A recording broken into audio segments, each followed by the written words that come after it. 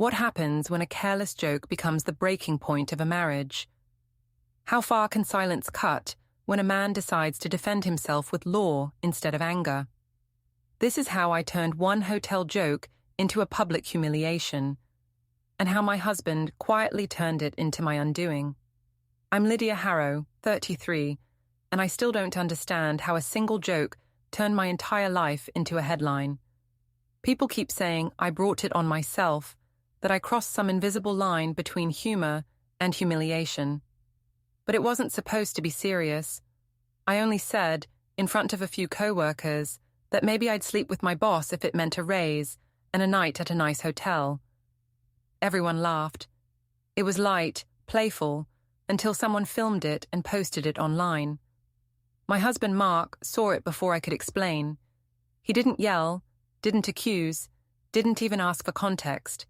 He just said, in that calm voice of his, that if I wanted to act single, I should be ready for him to treat me like I was. Then he walked away, saying he'd call his lawyer. At first I thought it was a joke too, but Mark never jokes when he's hurt. Now, every time I replay that moment, I wonder when teasing stopped being harmless and started being a confession I didn't mean to make.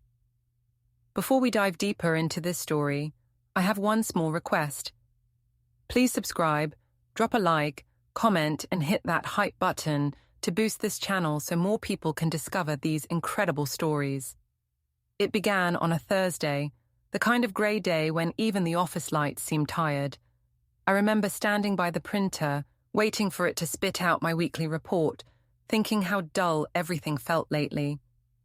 I used to think Mark and I were one of those steady couples people envied. No shouting, no chaos, just quiet understanding. But lately, that quiet felt more like distance.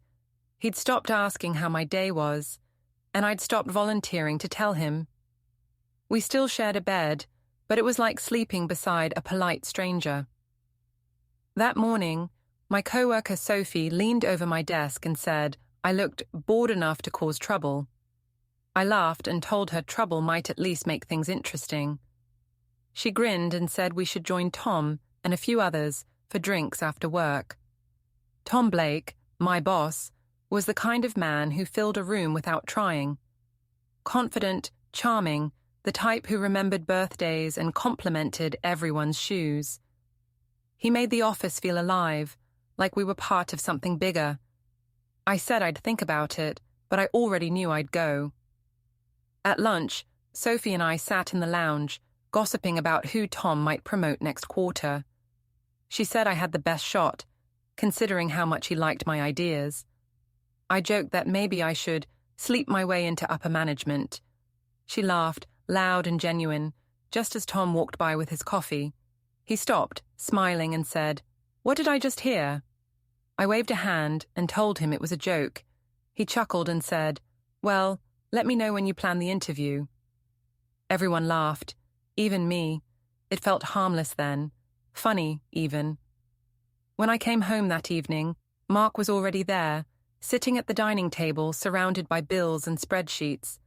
I asked if he wanted to order in. He said he wasn't hungry. I told him he'd worked too hard lately, that he needed to loosen up. He said he didn't have time to loosen up when I kept spending money, like we were both getting promotions. His tone was flat, not cruel, but it hit harder than if he'd shouted. I snapped that maybe he could try being proud of me for once. He said, "Proud of what?" I told him to forget it. The next day at work, Tom called me into his office to discuss an upcoming client presentation. He complimented the draft I'd written and said it had the Lydia spark. I smiled, pretending the compliment didn't mean more than it should.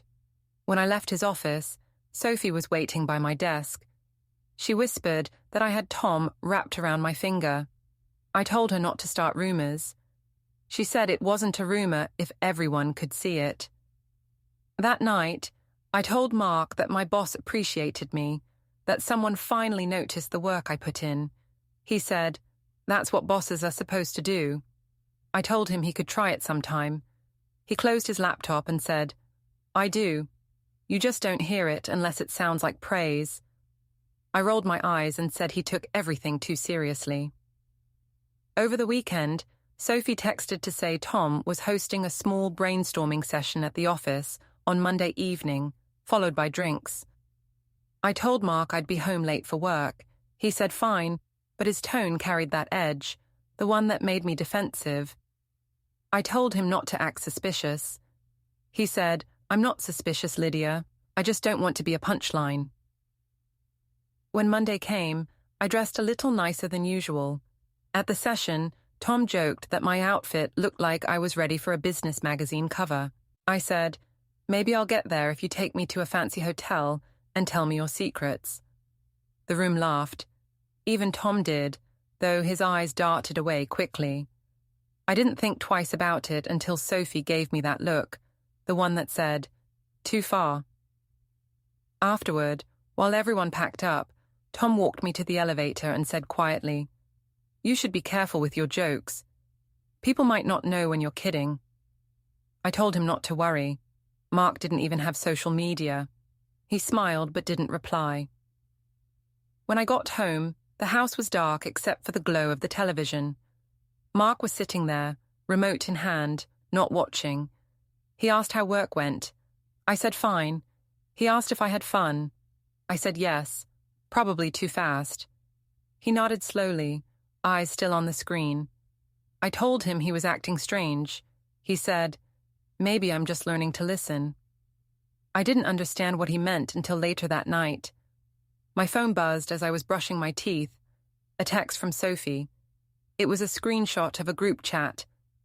Someone had uploaded a short clip from the office meeting, the moment I made the hotel joke. The caption read, "When confidence crosses the line." I laughed, trying to convince myself it wasn't a big deal. When I walked into the bedroom, Mark was holding his phone. He asked if I thought that kind of humor made me look smart.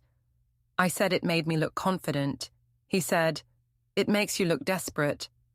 I told him he was overreacting. He said, "You've mistaken attention for respect." We went to bed in silence. I turned away from him, staring at the faint light from the hallway creeping under the door. I told myself that people just couldn't handle a woman with a sense of humor. But deep down, I felt the smallest flicker of fear. Not because of the video, but because of the way Mark hadn't raised his voice once. Just before I fell asleep, I heard the faint sound of the door downstairs closing. I told myself he'd gone for a walk to cool off.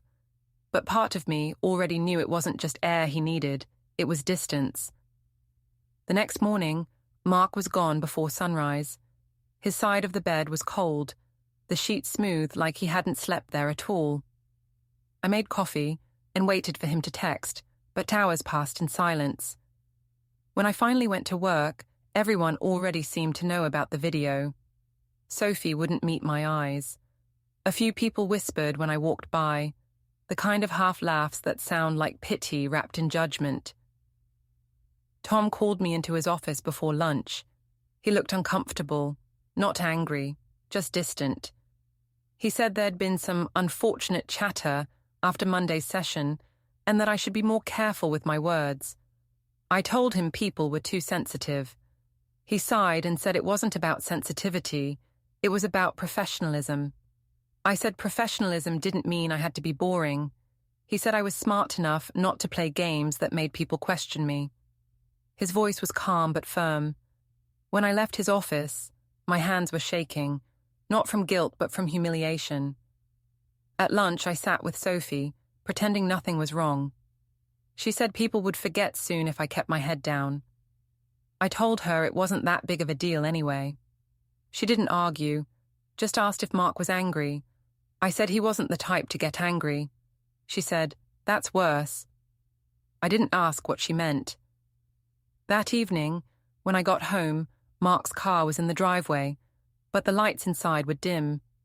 He was sitting at the kitchen table with a cup of tea, looking out the window.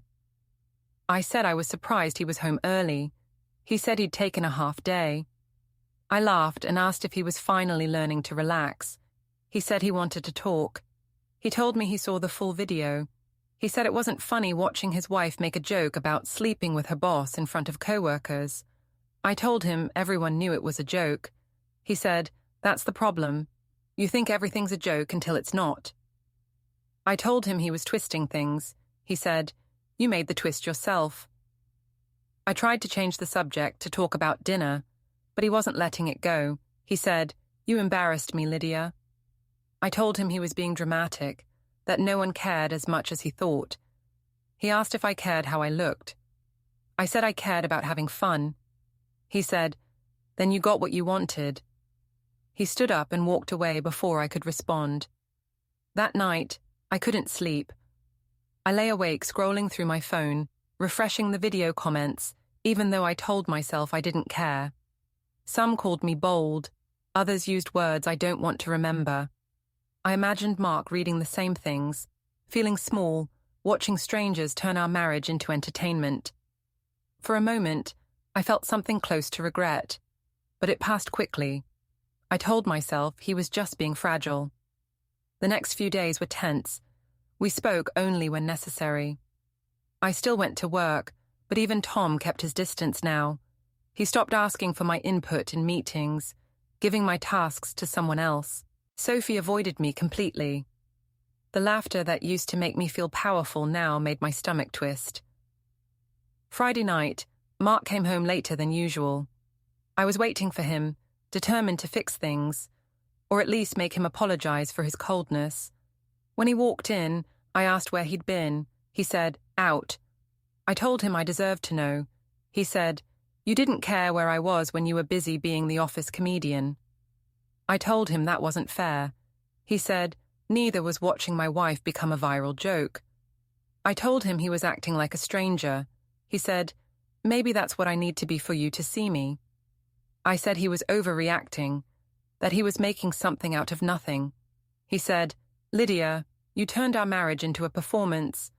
I'm just deciding whether I want to keep watching." He went upstairs, leaving his tea untouched. I stared at it for a long time, then poured it out just to hear something break the silence. The next morning, I woke up to find him in the guest room, laptop open, typing quietly. I asked what he was doing. He said he was catching up on work. I asked if he was avoiding me. He said, "No, I'm organizing." I asked what that meant.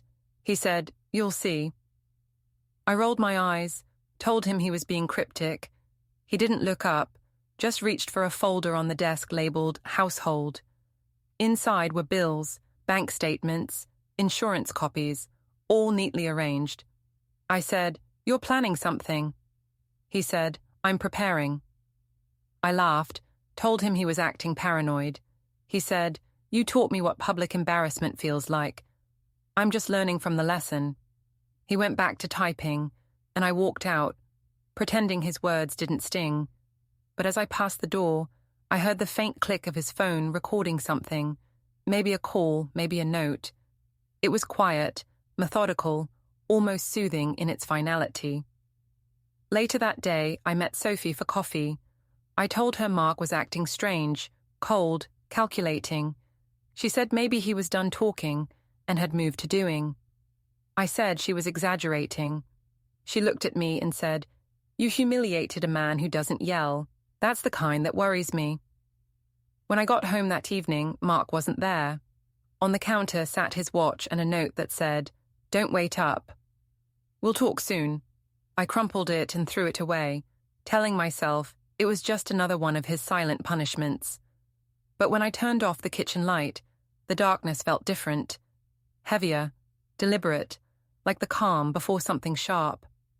Then, just before bed, my phone vibrated. A calendar notification flashed. Downtown 13:15. It wasn't mine. It was synced from Mark's account.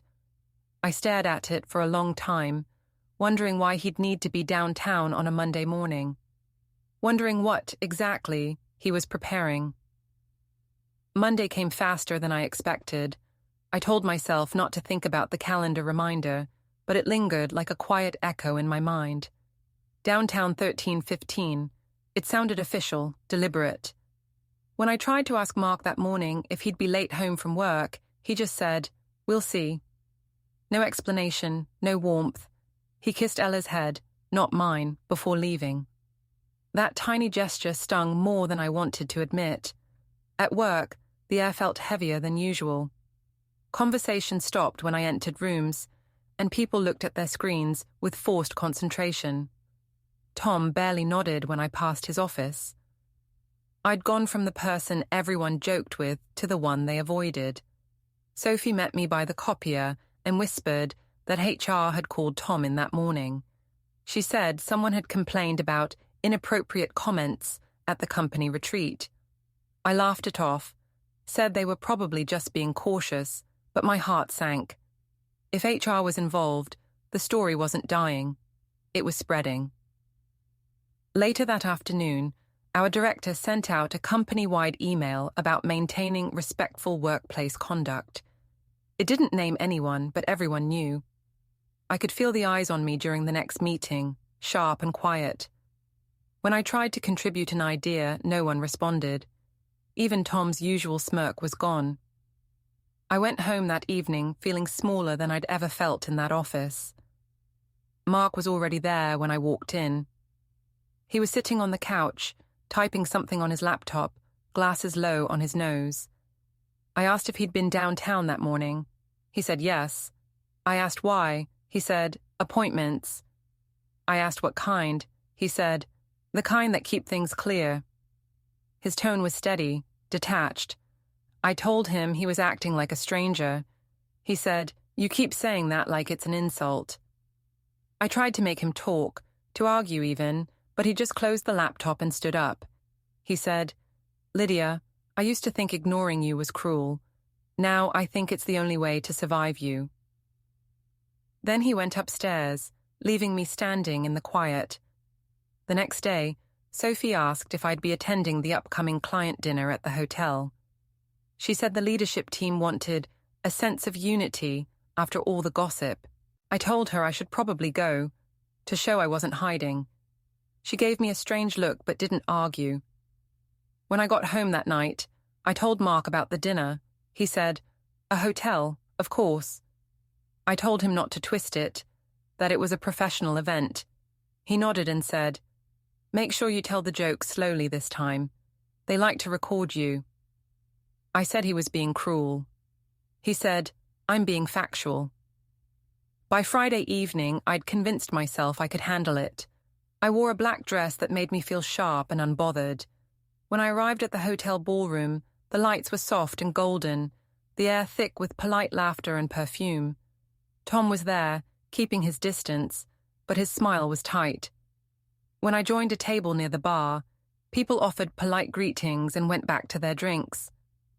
I tried to laugh with Sophie, to sound confident, but the laughter around me felt cautious, restrained. As the night went on, the drinks flowed. Someone from accounting told a risque story, and everyone laughed. I felt relief. It wasn't just me who could push boundaries. So when someone joked about office crushes, I leaned forward and said, well, if my boss ever wants to take me to a hotel, at least the room's already booked. The laughter came, sharp and awkward, followed by a wave of silence. Tom's face went pale. He stood up and said he had to make a call. The others looked at me, some pretending to smile, others whispering.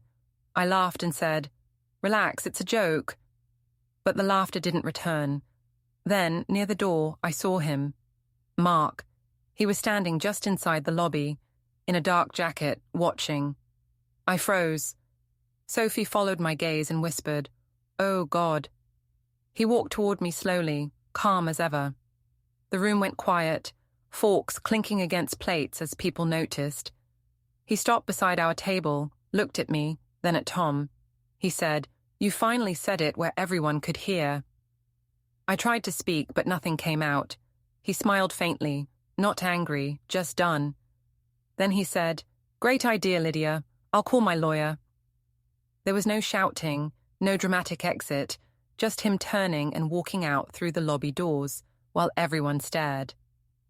My pulse roared in my ears. Sophie put her hand on my arm, whispering that I should sit down, but my body wouldn't move. Someone muttered, was that her husband? and the question hung in the air like smoke. When the whispers started again, I laughed, loud and shaky, saying it was all a misunderstanding, that he had a dark sense of humor. No one believed me.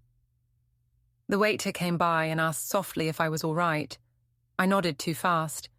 Later, when the dinner ended, I stood outside under the hotel awning, the night air cold against my skin. Sophie tried to comfort me, but she kept glancing away, embarrassed to be seen beside me. Tom walked past without a word. When I finally got into my car, my hands were trembling so badly I dropped the keys twice.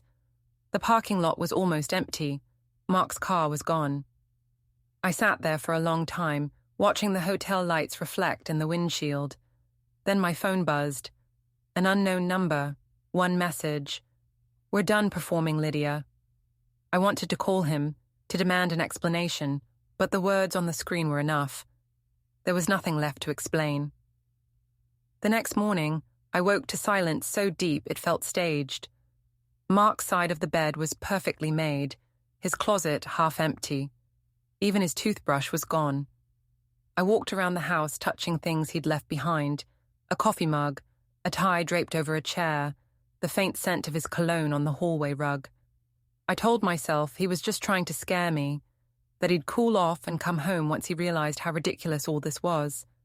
But when I checked my phone, there was nothing. No missed calls, no messages. Just the last text he'd sent. "We're done performing." At work, people tried not to stare, but they couldn't help it. The video from the hotel dinner had spread. Someone had uploaded the clip of Mark saying he'd call his lawyer. The caption read, "When jokes become court material." I could barely breathe looking at the comments. Some called him legendary. Others called me worse. Tom kept his office door closed all day. HR sent me an email asking for a meeting to clarify recent events. I didn't reply. By lunchtime, I couldn't stand the whispers. I left and drove home, the radio off, the road a blur. When I walked in, the first thing I noticed was that his office door was open. He'd never left it open before. Inside, the desk was empty, except for a small stack of papers and a single sticky note that said, "Do not destroy."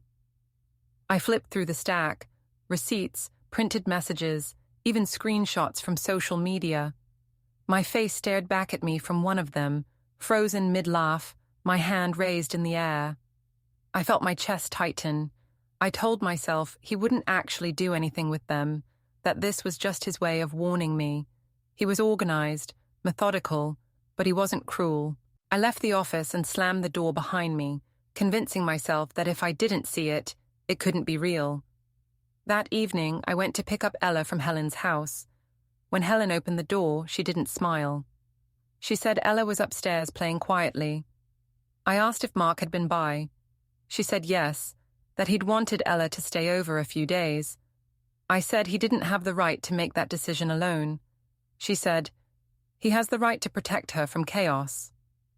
I laughed bitterly, asked if she thought I was dangerous. She said, "No, just careless." I followed her into the kitchen, trying to sound calm. I said Mark was overreacting, that he'd turned a silly joke into a crime. Helen looked at me for a long moment and said, "Some things aren't about what you meant, Lydia. They're about what you showed him you value." I told her that was manipulative. She said, "You'd know." I left without Ella, too angry to argue. That night, the house felt bigger than it ever had.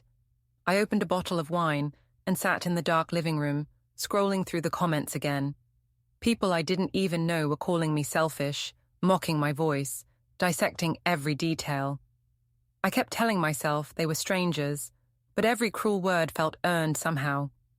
Around midnight, I heard a noise from upstairs, a door opening, then closing again. I froze. But when I went to check, the house was empty. I think I wanted it to be him. The next morning, I called him. It rang once before going to voicemail. I left a message saying we needed to talk, that he couldn't just disappear like this. I said I was willing to apologize if that's what he wanted. When he didn't call back, I sent a text. "You're making this worse than it is." 10 minutes later, I got a reply. I'm making it honest. At noon, HR called again. I answered this time. The woman on the other end said they had to address the ongoing viral material and that Tom had stepped down from a leadership role until the situation stabilizes. I told her it wasn't my fault. She said it didn't matter whose fault it was. Perception was the issue. When I hung up, I felt something inside me snap, a mix of anger and fear. That evening, Sophie came by. She looked nervous, like she didn't want to be there. I asked if she was checking on me or gathering gossip. She said she just wanted to help. I told her help would be convincing Mark to talk to me. She said, "He's not angry anymore." I said, "Then why won't he come home?" She hesitated, then said, "Because when he's angry, he talks. When he's finished, he plans." After she left, I sat at the kitchen table staring at the calendar on my phone. I noticed something new, an event shared from Mark's account again. It just said, "Review, Wednesday 2nd p.m. No location, no details." I deleted it, telling myself it was an old reminder syncing from his laptop. When I went upstairs, the guest room door was open. On the desk was an envelope, my name written neatly across the front. Inside was a single sheet of paper. No letter, no words, just a photo. It was from the hotel dinner, me laughing mid-joke, Tom beside me looking away. On the back, in Mark's handwriting, it said, "This is the last thing I'll ever watch twice." I sat on the bed, holding the photo until my hands went numb. For the first time, I realized his calmness wasn't distance. It was preparation. I wanted to call him again, to shout, to cry, to make him react. But the phone stayed silent. And then, just as I set it down, a new message appeared from an unknown number. Only 3 words. "You'll understand soon. I barely slept that night." Every sound in the house made me flinch. The refrigerator hum, the pipes knocking, the distant sound of traffic. I kept checking my phone, refreshing messages that never came. "You'll understand soon." I read it over and over until the words lost shape. I convinced myself it couldn't be from him. Mark wouldn't send something like that. He wasn't cruel, just stubborn. Still, my stomach twisted each time I saw his name in my contacts. By morning, I decided to go to his office. I wanted answers, or at least a sign that this wasn't permanent. When I arrived, the receptionist gave me a strained smile and said Mark was in a meeting. I said I could wait. She hesitated, then offered me a seat. Through the glass walls, I could see him across the floor, calm as ever, speaking with 2 men I didn't recognize. His posture was confident, collected. There was no trace of the man I'd known. I thought about waving, but he never looked up. After half an hour, the receptionist returned and said he'd asked her to tell me he couldn't be interrupted. I forced a smile and said to let him know I'd stop by. As I turned to leave, I saw one of the men hand him a small folder. He opened it, scanned a page, and nodded. Something about the precision of his movements made my chest tighten. It wasn't anger, it was finality. At home, the silence pressed against me again. I tried cleaning, folding laundry, anything to make the hours pass. Around noon, there was a knock at the door. It was Helen. She stood in the doorway with her purse clutched to her chest. She said she was just dropping off a few of Ella's things. I asked if she'd seen Mark. She said yes. I asked if he was okay. She said, "He's focused." I told her she could stop pretending to be neutral. She said, "Neutral is what keeps people from drowning in other people's storms." I told her she always took his side. She said, "He's not taking sides, Lydia. He's taking stock." Then she handed me a sealed envelope and left before I could say another word. The envelope wasn't addressed, just my name in his handwriting. Inside was a single receipt, from a printing shop downtown. The date was yesterday.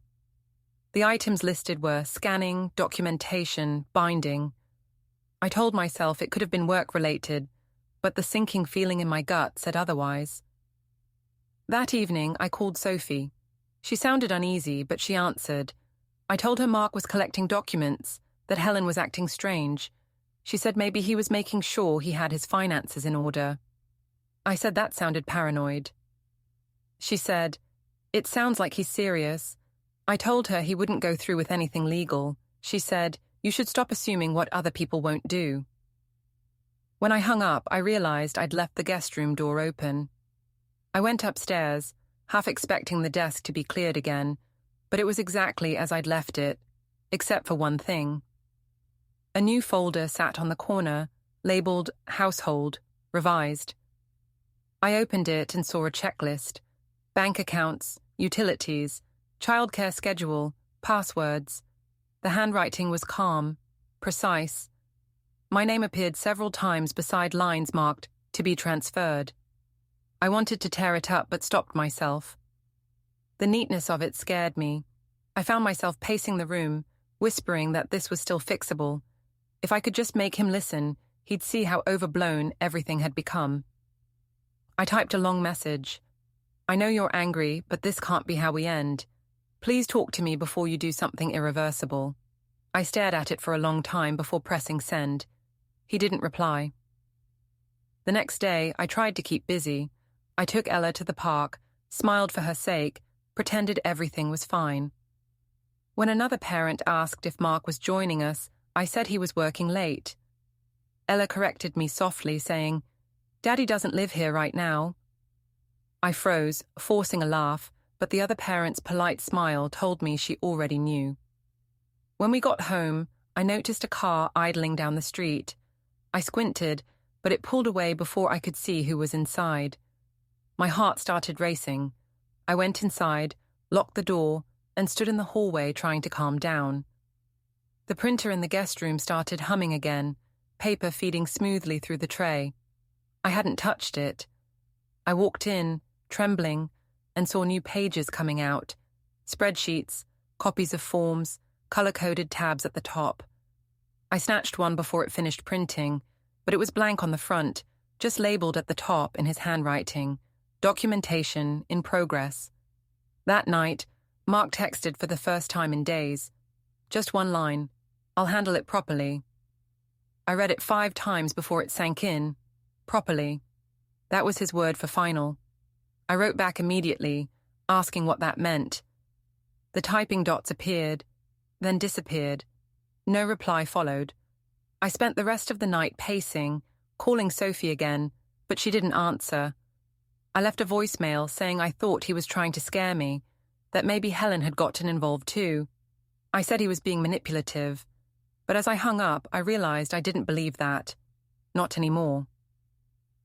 Before going to bed, I checked the window again. Across the street, Helen's porch light flickered on. She was standing there, watching the house. When she noticed me at the window, she didn't look away. She just raised a hand in a small, almost sympathetic wave, then turned and went back inside. I locked the door, sat on the couch, and waited for the next sound, the next step in whatever Mark was planning. But nothing came. The house stayed perfectly quiet, too quiet. It happened the next afternoon. The sky was clear, too bright, the kind of day that makes everything look ordinary, even when it isn't. I was walking out of the grocery store, bags in hand, when I heard someone call my name. At first, I thought it was a neighbor. Then I saw him, Mark, standing by his car across the lot, a folder tucked neatly under his arm. My heart leapt with relief. I thought maybe he wanted to talk. Maybe this was the moment he'd finally forgive me. I walked toward him, trying to smile. He didn't smile back. He said, "I didn't want it to happen this way, but I need you to hear it." I opened my mouth to ask what he meant, but before I could speak, another man stepped forward. Someone in a dark suit holding a stack of papers. He asked if I was Lydia Harrow. I said yes automatically. He handed me the envelope, said, "You've been served," and walked away. I stood there frozen, staring at the seal. I tore it open, hands trembling. The first words hit me like a wave: petition for dissolution of marriage, followed by temporary custody and financial orders. The print blurred. I looked up at Mark, shaking my head. "You can't be serious," I said. He answered softly, "You turned it into a public show. This is me turning it back into something private." I told him he was humiliating me again. He said, "No, this time I'm protecting myself." His voice was steady, measured, the same tone he used when balancing accounts. I said we could fix it, that this wasn't who we were. He replied, "You stopped being who we were when you turned our marriage into a punchline." People were starting to look, shoppers passing by, the clerk wheeling carts. I could hear a child ask, "Mum, what's happening?" I wanted to yell to make him see how cruel this was, but my voice wouldn't come. Mark gave one last small nod, then turned and walked back to his car. The engine started, then faded into the noise of the parking lot. I stood there, clutching the papers, the bright sun burning my face. Around me, everything looked normal. Carts rolling, birds circling, while my entire life folded neatly into legal terms and walked away. Don't forget to hit like, subscribe, and turn on the bell so you don't miss the next story. Write in the comments from which city you are watching.